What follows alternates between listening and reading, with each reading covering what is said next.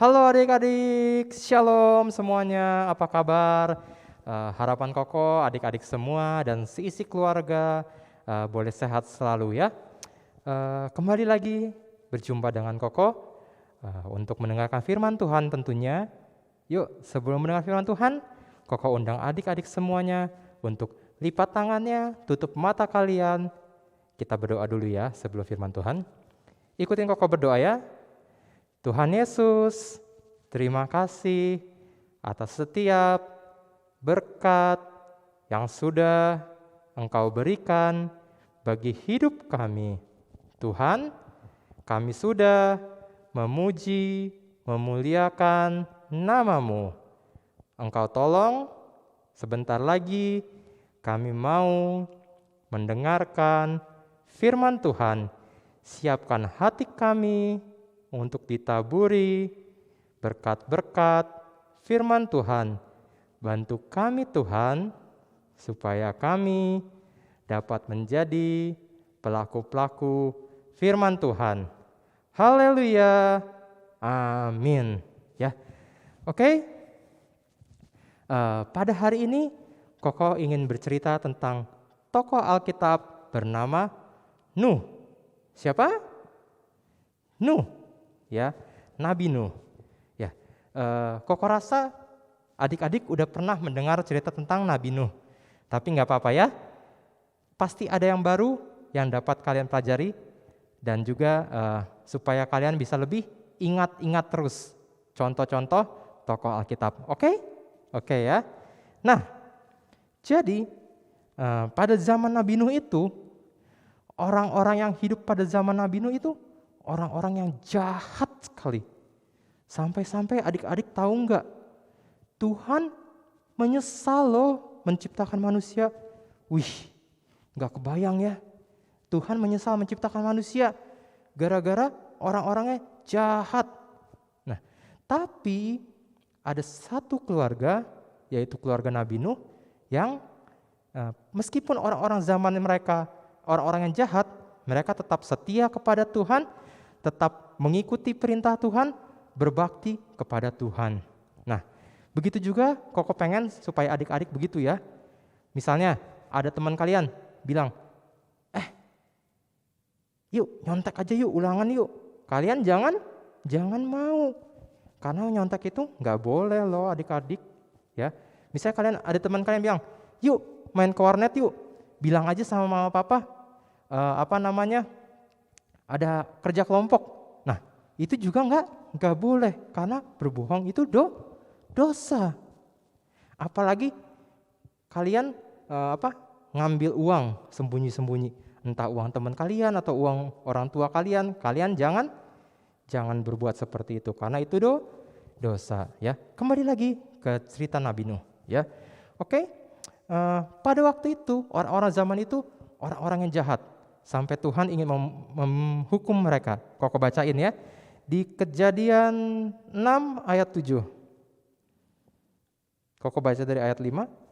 Ketika dilihat Tuhan bahwa kejahatan manusia besar di bumi dan bahwa segala kecenderungan hatinya selalu membuahkan kejahatan semata-mata, maka menyesallah Tuhan bahwa Ia telah menjadikan manusia di bumi dan hal itu memilukan hatinya.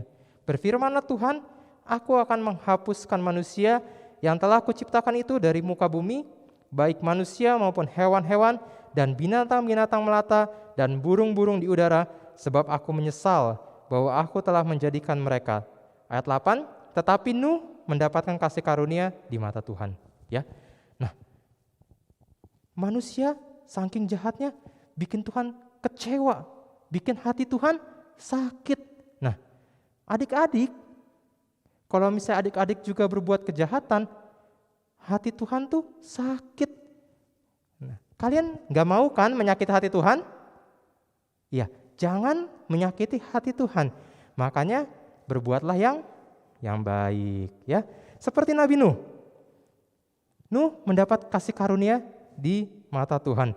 Meskipun pada zaman itu orang-orang yang lainnya berbuat kejahatan, tapi Nabi Nuh dan seisi keluarganya selalu berbuat sesuai dengan kehendak Tuhan, ya. Oke. Nabi Nuh itu sama tadi Nabi Nuh dan keluarganya. Itu ada berapa orang sih? Ada 8. Nah, yang pertama adalah Nuh. Yang kedua istrinya. Lalu ada anaknya 3 orang, Sem, Ham, dan Yafet. Yang 3 lagi adalah istri dari Sem, Ham, dan Yafet. Jadi ada berapa tuh? 8. Ya. Nuh adalah orang yang takut akan Tuhan. Dia selalu setia kepada Tuhan, selalu mendengarkan firman Tuhan, dan Nuh bergaul erat dengan Tuhan. Karena itu, ketika Tuhan ingin menghapuskan manusia dan seluruh hewan-hewan dari seluruh bumi ini, Tuhan berfirman kepada Nuh. Tuhan berkata kepada Nuh untuk membuat sebuah bahtera yang besar sekali. Bahtera itu apa sih adik-adik? Bahtera itu adalah perahu yang besar, ya. Nah, adik-adik kalau misalnya buat perahu, biasa di mana sih? Di pantai. Kalau nggak di pantai, di sungai atau danau. Nah, tapi Nabi Nuh membuatnya di bukit. Karena apa? Karena Tuhan juga memerintahkan. Selain untuk keluarganya yang tadi 8 orang, Nabi Nuh juga membawa hewan-hewan sepasang-sepasang. Jadi yang cowok sama yang cewek, yang hewan-hewan pun dibawa untuk diselamatkan untuk naik pada perahunya bahteranya. Koko baca Kejadian 6 ayat 17 sampai 18. Sebab sesungguhnya aku akan mendatangkan air bah meliputi bumi untuk memusnahkan segala yang hidup dan bernyawa di kolong langit.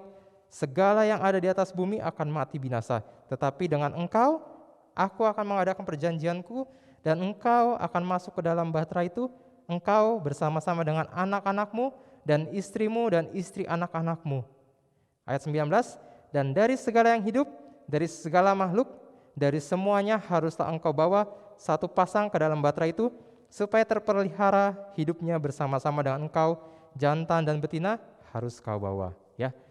Nah, di situ dari ayat itu kita bisa melihat begitu besar kasih Tuhan kepada keluarga Nuh sampai Tuhan menyelamatkan keluarganya.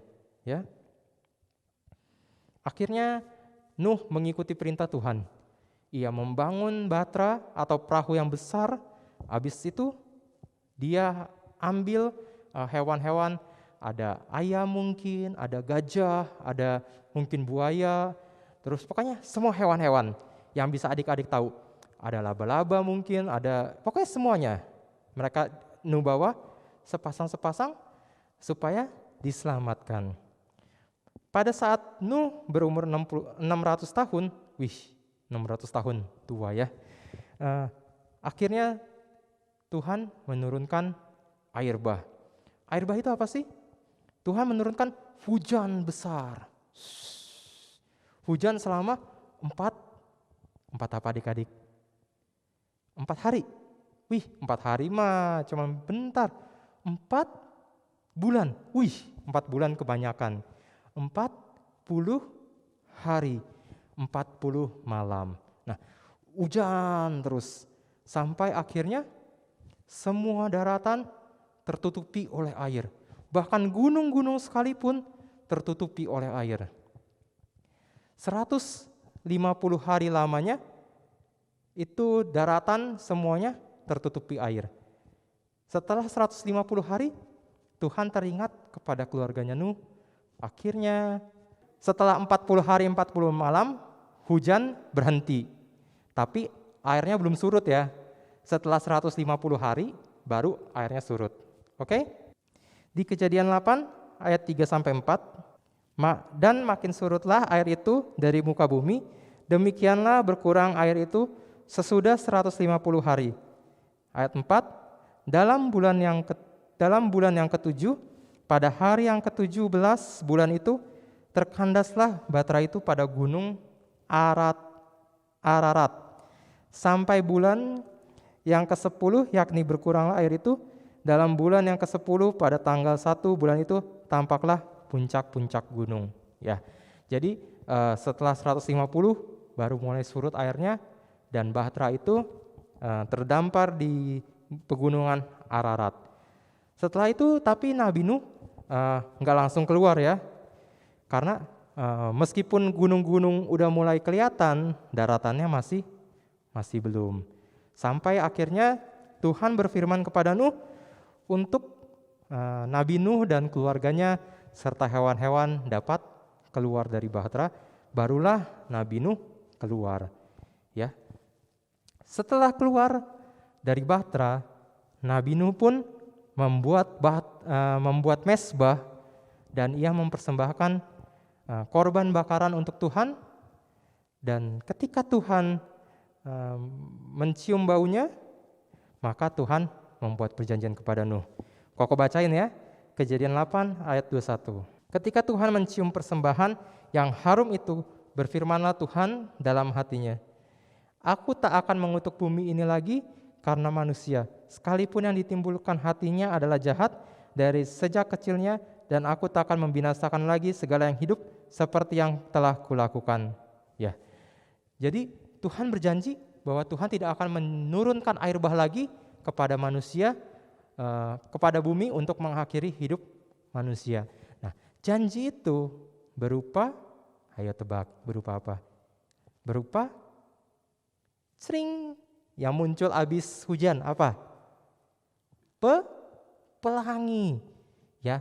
Jadi, pelangi itu adalah janji Tuhan kepada Nuh bahwa Tuhan tidak akan menurunkan air bah lagi untuk membinasakan manusia. Ya. Oke. Itu aja dari Koko. Dari firman ini Koko pengen supaya adik-adik belajar, ya. Seperti yang tadi Koko bilang, belajar seperti Nabi Nuh. Ketika orang-orang di sekitarnya jahat, tapi Nabi Nuh nggak terpengaruh. Ia tetap setia kepada Tuhan, tetap mendengarkan firman Tuhan, terlebih tetap mengikuti setiap perintah-perintah dari Tuhan. Dan juga Koko pengen adik-adik supaya ingat ya, ketika kita berbuat jahat, kita tuh menyakiti hati Tuhan. Jangan menyakiti hati Tuhan. Ya, adik-adik nggak mau kan membuat Tuhan sedih? Nggak mau ya. Jadi jangan membuat kejahatan karena itu menyakiti hati Tuhan. Ya, kejahatan itu apa kok? Mencuri itu kejahatan, berbohong kejahatan, menyontek kejahatan, mukul temannya berantem itu juga kejahatan, ngatain temannya pun itu kejahatan loh adik-adik. Jadi jangan ya, kalau misalnya ada adik-adik misalnya yang pernah berbuat salah kepada temannya, nanti ketika ketemu minta maaf ya. Oke. Itu aja dari Koko. Kita berdoa ya untuk mengakhiri firman Tuhan. Tutup mata, lipat tangan. Koko berdoa. Terima kasih Tuhan, terima kasih Bapa atas segala firman yang telah kami dengarkan. Engkau bantu kami Tuhan, supaya kami dapat menjadi seperti Nuh.